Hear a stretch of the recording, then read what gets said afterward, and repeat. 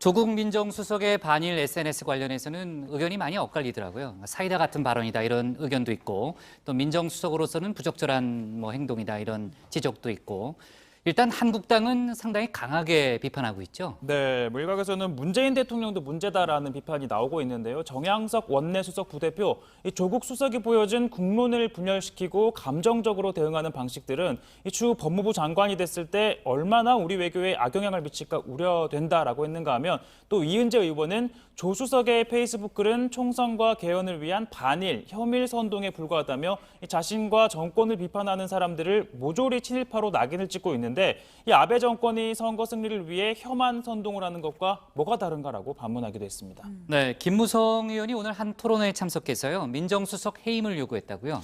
네, 상당히 격한 표현을 했는데요. 조국 민정수석처럼 겁먹고 쫄지 말라며 결사항전을 외치는 것은 문제를 더더욱 악화시키는 몰상식한 대응이다라고 하면서 그동안 수십 차례 비이성적 선동을 일삼아온 조 수석을 당장 해임해야 한다라고 촉구했습니다. 더 나아가서 조 수석의 선을 넘은 발언에 대해 문재인 대통령이 제재하지 않는다면 문 대통령도 조 수석과 똑같은 생각을 갖고 있는 비정상적 상태다라고 규정할 것이다. 라고 주장하기까지 했습니다. 네, 한국당의 주장을 들어봤고요. 민주당 쪽 반응은 어떻습니까, 양 반장? 예, 윤호중 사무총장이 어제 라디오에 나와서 공직자로서 갈등을 오히려 확산시키는 그런 역할을 하는 거 적절치 않다 이렇게 좀 약간 비판 쪽에 지적을 했었죠. 마침 그 얘기가 있고 나서 조국 수석도 더 이상 일본 관련 SNS 글을 올리지 않겠다고 말했다는 소식이 전해졌는데 자, 윤호중 사무총장 오늘은 좀 다른 뜻을 밝혔습니다. 한 언론과의 인터뷰에서 조국 수석과 나는 표현 방식은 다르지만 일본에 대해서 같은 생각을 갖고 있다. 이렇게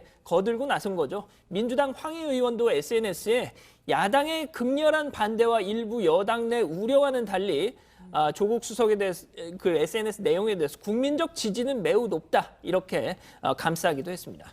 네, 청와대는 지난번에 어떤 사안이었더라. 그러니까 어쨌든 조 수석의 SNS 글은 청와대 공식 입장이 아니다 이런 입장을 좀 냈던 걸로 기억하는데 네. 이번 사건과 반일 그 사태 관련한 여러 가지 글에 대한 청와대 입장이 나온 게 있나요? 네, 이번에도 어제 비슷한 취지의 설명을 내놨습니다. 그러니까 청와대의 공식 입장은 아니다라고 선을 그었습니다만 이 대법원 판결에 대한 견해 같은 법리적인 문제는 법조인으로서 조 수석이 충분히 할 수 있는 발언이라고 생각한다라고 했습니다.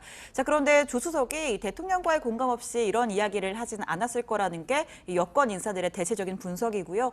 결국은 문재인 대통령이 직접 할 수 없는 이야기를 이 조 수석이 대신 의중을 반영하고 있는 거 아니냐 이런 분석도 나오고 있습니다. 네.